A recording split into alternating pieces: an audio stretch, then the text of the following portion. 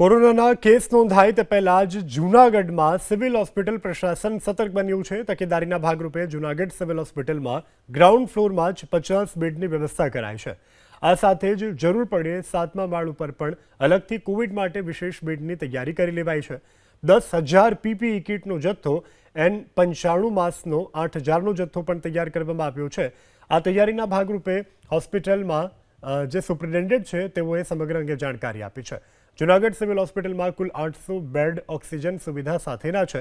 આ સાથે જરૂર પડે અહીં 800 બેડની જરૂરી તેને 1,180 બેડ ઓક્સિજન સાથેની સુવિધા ઊભી કરાઈ શકાય તેવી વ્યવસ્થા કરવામાં આવી છે। સિવિલ હોસ્પિટલમાં ન માત્ર જૂનાગઢ ગ્રામ્ય પંથકના લોકો પરંતુ ગીર સોમનાથ, પોરબંદર અને અમરેલી જિલ્લામાંથી પણ દર્દીઓ અહીં સારવાર માટે આવતા હોય છે।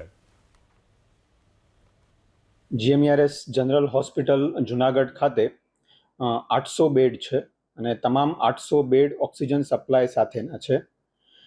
જો જરૂર પડે વધુ બેડની પણ વ્યવસ્થા થઈ શકે તેમ છે અને 1180 બેડ સુધીની વ્યવસ્થા ઓક્સિજન સપ્લાય સાથેના બેડની વ્યવસ્થા થઈ શકે તેમ છે।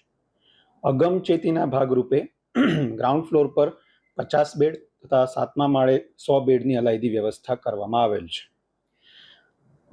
કોવિડના દર્દીઓના ટેસ્ટિંગ માટે જરૂરી RT-PCR ટેસ્ટિંગ કીટ પણ પૂરતા સ્ટોકમાં ઉપલબ્ધ છે। અંદાજિત 1900 જેટલા ટેસ્ટ થઈ શકે તેટલી કીટ ઉપલબ્ધ છે। પીપીઈ કીટનો પણ પૂરતો જથ્થો છે।